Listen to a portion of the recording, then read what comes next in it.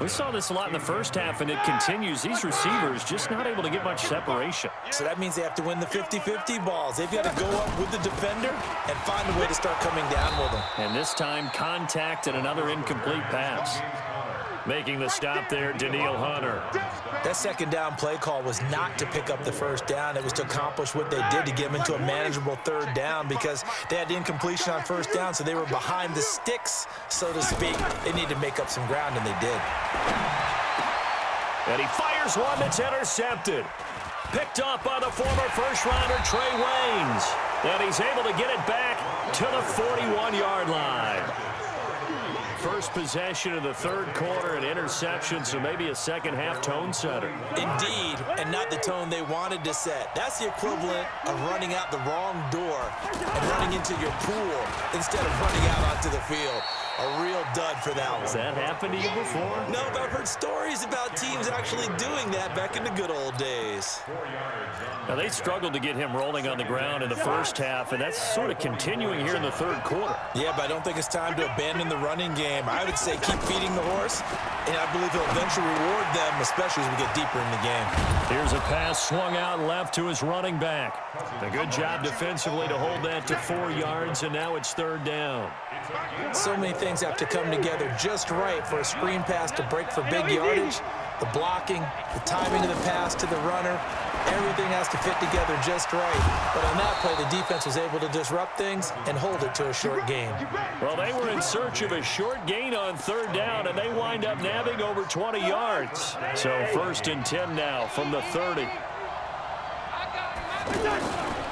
They'll run on first down. It's Cook. And the result here, a pickup of 8. Leaves them with 2 to go on second down.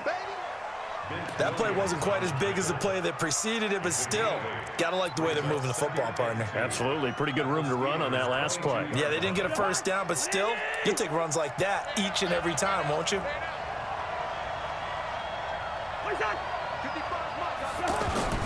A 10th carry in the game for Cook.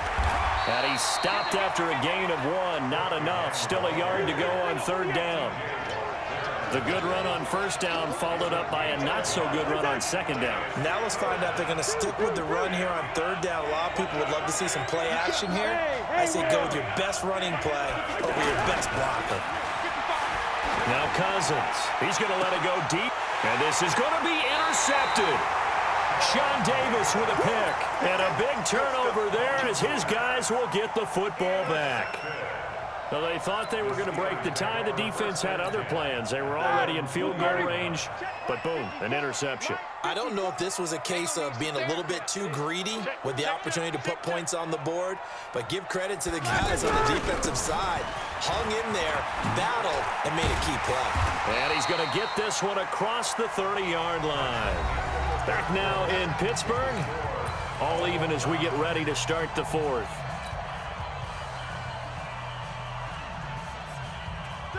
Block 80. Mike 54. Hey, here we go. Right back to Connor here on first. And he slips up past the 45 before being tackled. They'll get 13 yards for the second play in a row. I tell you, they didn't give it to him much for the first 3 quarters, but when they have, he's been efficient. Maybe they ride him more here down the stretch. Yeah, I'm not sure it was actually in the game plan for him to have as few carries as he has, but it might play out really well for them now. As you noted, if they want to ride him down the stretch, he should have fresh legs. Brings up second and 4 at the 38-yard line.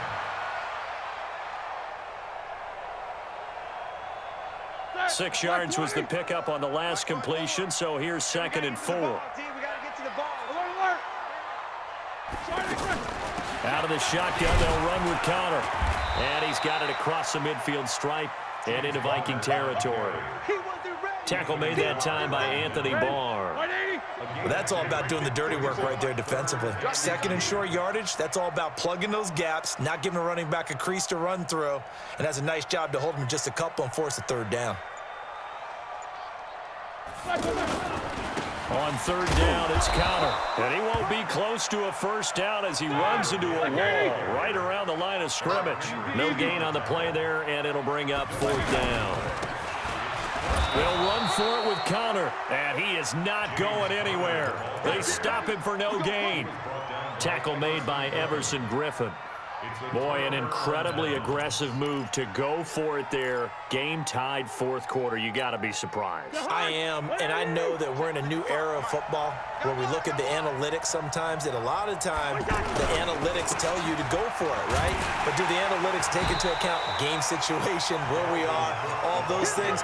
In this situation, I thought it was an incredibly aggressive play. It didn't work out, and again, tie game fourth quarter makes this thing a little bit more interesting.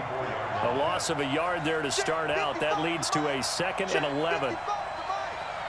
Hey, box truck. From the gun, here's Cousins. Wide open receiver complete. And taking it across midfield and just shy of the 40. 15 yards on the play, first down. You can see the time and effort and thought that they put into their passing game because it was evident right there. It looks like a simple pitch and catch, but you and I both know that they have planned for this and worked hard to make it happen. So the Vikings in possession of the football as we get you reset. And let's see what they've come up with offensively after having time to talk it over. Now a pass dumped off to his running back. Touchdown, Vikings! Dalvin Cook, he scored on the ground and through the air. And the Vikings have taken the lead. Hey, that score deserves our respect, deserves our excitement. But I'm looking at the clock, and I'm thinking there's a long way to go in this one. Ideally, they would have liked to milk a little bit more time off. Now on the other sideline, you start to get the crew together and say, this is what we practiced the 2-minute drill for, right? Yeah, you hope you've been in that situation before, and if you haven't, you just have the confidence, hey, let's go down there and get this thing done. But, boy, that's a big score right there to give them the advantage. Bailey now to kick it away after the touchdown. That's fielded in the end zone. And he'll get it up to about the 26-yard line just across the 25. The Steelers take over 1st and 10 at their own 26-yard line.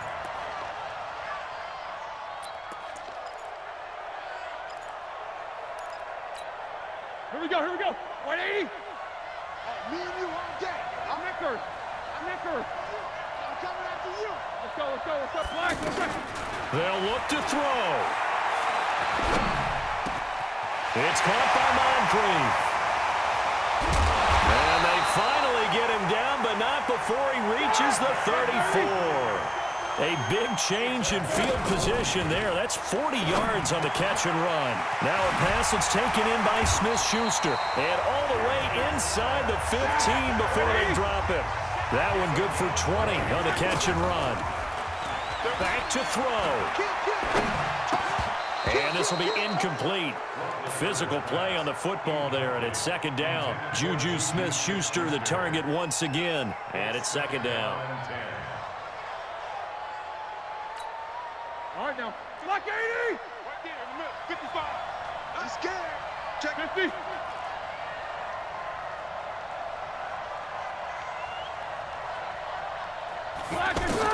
Here's Roethlisberger. That is caught inside the 5. It's a first down on a gain of 10. In a 2-minute drill, we often talk about taking care of the football, but sometimes it's just a matter of who wants it more. How about him going up top on a 50-50 ball and taking it away for a big play? Now the Steelers use the first of their 3 timeouts, as it'll come with 36 seconds to go in half number 2. They come out here in the eye. A looming decision to make on the conversion, down 7, but first things first, they need to score as they come up on 1st and goal. Here's Connor, and he gets halfway there from the 4 to the 2 on a gain of 2. Now the Steelers use the 2nd of their 3 timeouts as they'll stop it with a little over 30 ticks to go in the football game. From the 2 now, 2nd and goal. They'll look to run with Connor, and he's into the end zone. Touchdown, Steelers. James Conner with time running out, and the Steelers are an extra point away from tying this thing up. Don't forget the extra point. It's up and good. And we are tied here in the fourth quarter. This one tied at 14 now as he sends this one away. This fielded a few yards into the end zone. And a pretty good return here. He'll be stopped just shy of the 25 at the 24-yard line.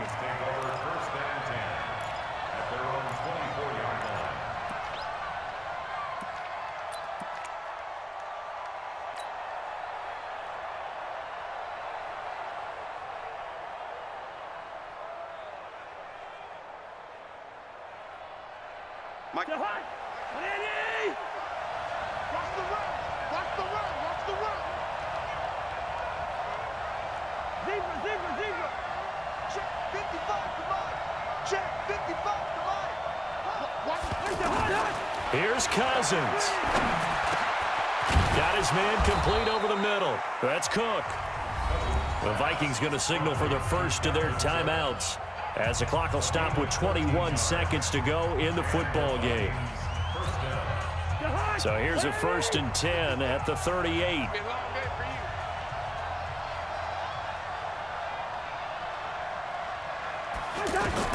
Cousins to throw. And that is incomplete. So 17 seconds now on the clock here. Stephon Diggs, his intended receiver. And that'll bring up 2nd down.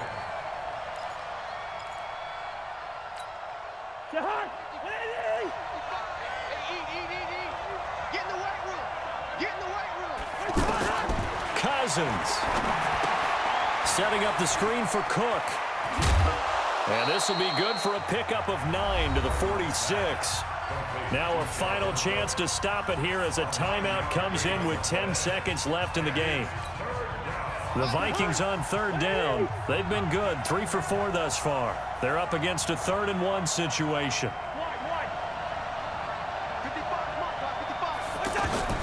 Now Cousins. He's going to float this one deep right side. Got a man, it's caught inside the 10. And now they're going to get the timeout. So a huge play has him in field goal range with a chance to possibly send this one to OT. So it all comes down to the foot of Dan Bailey.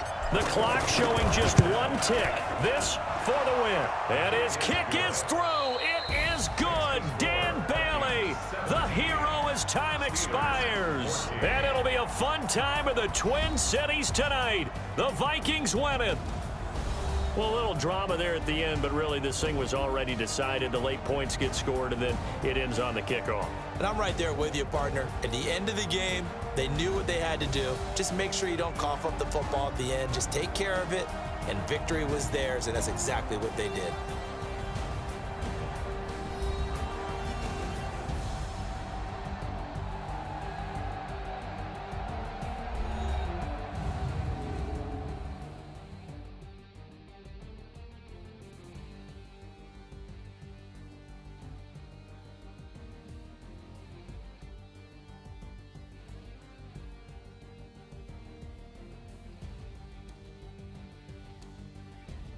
So that'll do it for us. For Charles Davis and all our crew, I'm Brandon Gaudin. You've been watching the NFL on EA Sports. With that, we sign off from Heinz Field.